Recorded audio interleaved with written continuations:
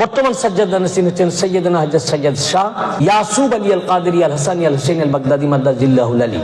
ইয়াসুব এই নামটা মৌলা আলী আলাইহিস সালামেরও নাম পাক, এটা ওনারও নাম পাক ইয়াসুব, ইনারও এই নাম পাক।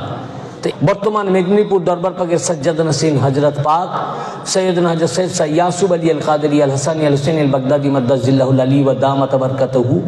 তিনি হচ্ছেন রাসূল পাক সাল্লাল্লাহু আলাইহি ওয়াসাল্লামের 36তম বংশধর, মৌলা আলী ও ফাতেমার 35তম বংশধর এবং হুজুর গাউস পাক পিরানে পীর মিরানে মীর দস্তগীর রওশন জমির শেখ মুহিউদ্দিন আব্দুল কাদের জিলানী আল হাসানী আল হুসাইন আল বাগদাদি আলাইহিস সালামের ডাইরেক্ট 23তম বংশধর। আমি ওই দরবারের গোলাম। আমি আমার পরিচিতি দিতে গিয়ে এটা বললাম, আমার যা কিছু শিক্ষা ওনাদের থেকে। না দেখলে বুঝতে পারবেন না যে আহলে বাইত কাকে বলে।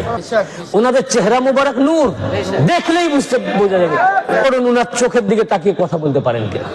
আমি ওই দরবারের গোলাম ও খাদেম, এরপরও আমি হুজুর পাকের সাথে কথা বলার সময় মাথা নিচু করে কথা বলি, তাকিয়ে বলতে পারি না।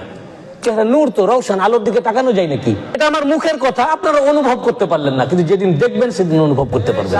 এতক্ষণ যে আহলে বাইত পাকের কথা শুনলেন, ইনারা হচ্ছেন সেই আহলে বাইত পাক। আর আল্লাহ পাক এই আহলে বাইতের নাম নামাজের মধ্যে ভরে নিয়েছেন।